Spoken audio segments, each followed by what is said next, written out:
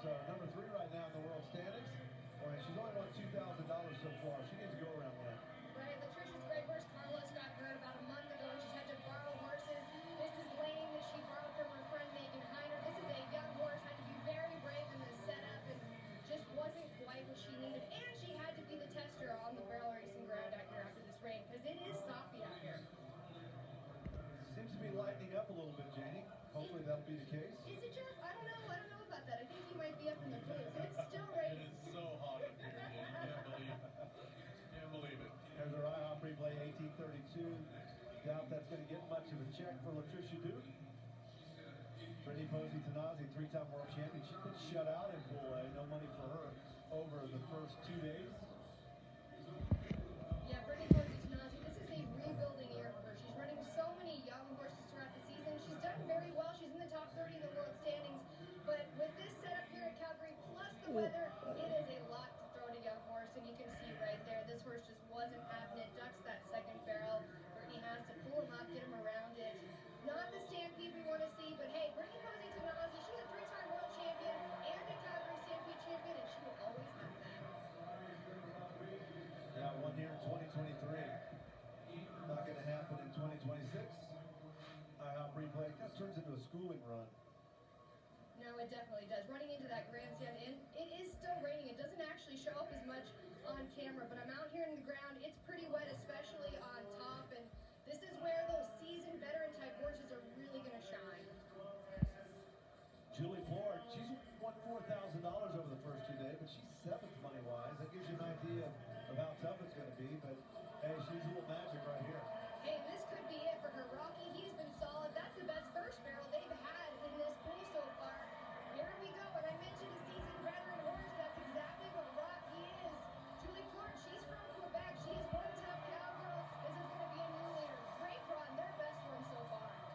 Competed in the National College Rodeo last year, 17-17. Right, when she made it through that first barrel, she was cruising, and then that third barrel, once they got up there, she knew it was a nice run. That horse, Rocky, can really stretch out with a big stride. Great run, 17-17 in the mud. Love to see it. And in the lead, that brings us to Catherine Asmussen. And, you know, if you're a thoroughbred racing fan, the name Asmussen, it rings a bell with you. You have Steve Asmussen, who's in the Hall of Fame. He has won the Preakness, he's won the Derby, he's won the Breeders' Cup Classic, and his brother's Cash Asmussen, and Catherine is actually his daughter. Cash, maybe not so well known in the United States, he was a big-time jockey in Europe. He won everything, the Irish Derby, the French Derby, big-time rider, and they have a serious horse operation down there in Louisiana. Yeah, it's safe to say they know a thing or two about race horses, and Catherine, an amazing jockey herself, she trained this horse fresh off the track, came from her mom's barrel horse program. They were number 2 in the pool, and I think they're going to hold down their spot. What a great run. Catherine has been a force this season. 17:48. She came in number 2 in money line, 7,750. Man, this horse really runs, and she kind of had to catch him on that third. Went a little bit by it, cost him some time, but it is kind of tricky to navigate how to handle a horse in these conditions, and she did great. Yeah, and I think the Asmussen's quarter horses, thoroughbreds, they breed everything down there. And she's just doing a different kind of racing. The kind of racing I think that family's not quite used to. Jaden Wilson will be the last in this first set. Jaden Wilson, the reigning champion out of Canada. We're known her for running her great horse, Whiskey. She borrowed Riley from Suzanne DePauli before Calgary, and they have been doing great. They've got about $4,500 run. This horse runs to the left. Maybe not the first barrel that they wanted to have, but they cleaned it up right there with the second. Says so much about Jade and how she can jump on these horses and still win. Nice third, held off of it. Let's see where the clock lands. I think it's going to be a bit too long. Yeah, 18:38. The rain's been a factor, hasn't it, Janie? Yeah, it definitely has. It can be a little slick, and also you're just not sure. You have to play it safe, keep these horses safe and protected, and then by the time they get to the third barrel, they can really let it go. No problem for Julie Plord. She's got the lead 17-17. Setting a pretty good pace right there. Catherine Asmussen trying to advance.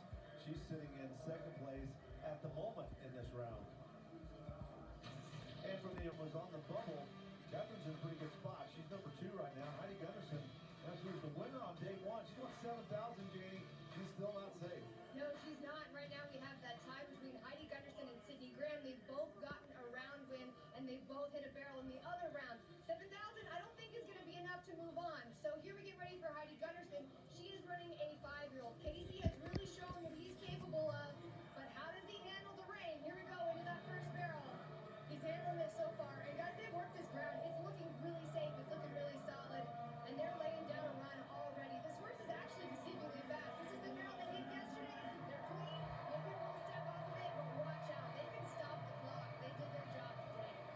17:37. Second. Yes, it does. Well, and you could tell Heidi in this run was really trying to make sure that Casey was set up right, make sure that it was nice and safe. That was a businesswoman run. They're capable of way faster in this arena, but they just needed to come in, do their job, have a clean run because he flopped. Yeah, she's going to be a spectator now to see if that's going to be good enough to advance to next Sunday. Hey, I'll tell you, Emily Beisel's had herself a week, hasn't she, Shady? Oh boy, she is trying to earn her spot into Championship Sunday, and she's doing everything for it. She made that horse change yesterday to Holy, and that was the way to go. And she cannot hold back in this third round.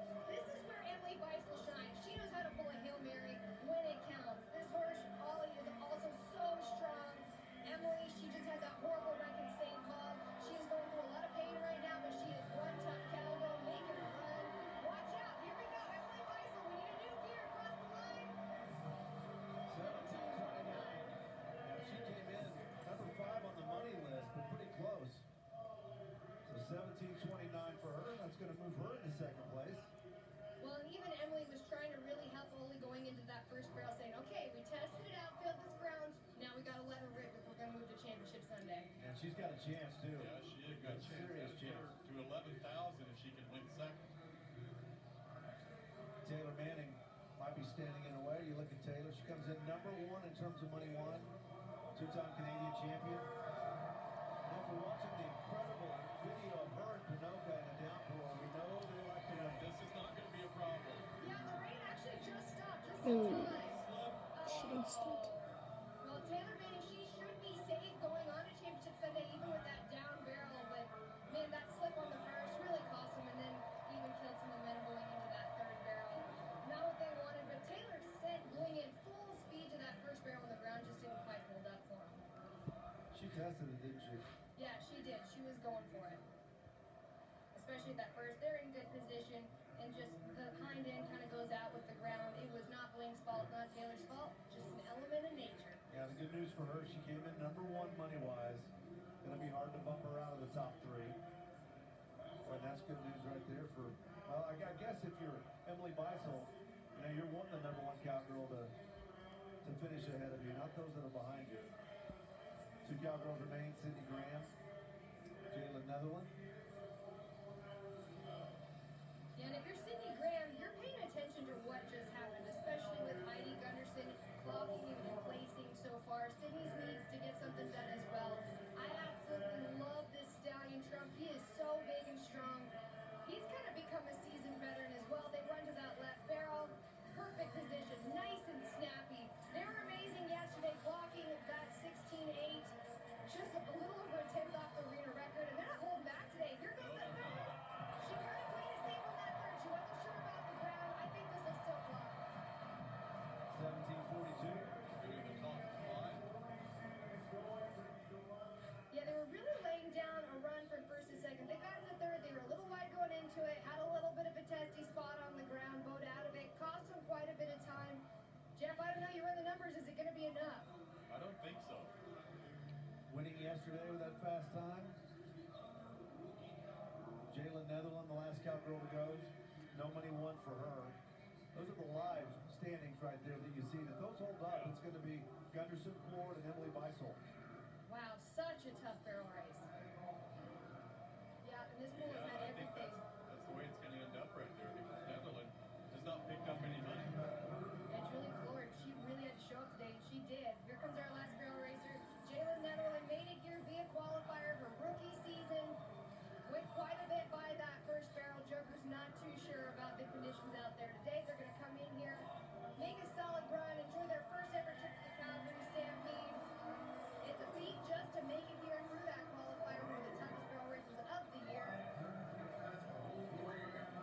But wow, that's how it all played out. Julie Ford, what a showing today in the rain. Yeah, 17-17. She's going to win the round, pick up $7,000. It's going to move her into a tie for second with Emily Beisel at $11,000. What a comeback for Emily Beisel, too. Ran Chongo on day 1, didn't have any luck. She was in Justin Sports Medicine after the incident there in St. Paul, trying to get through the soreness and changes horses. And boy, does it pay off. Didn't it? Julie Ford.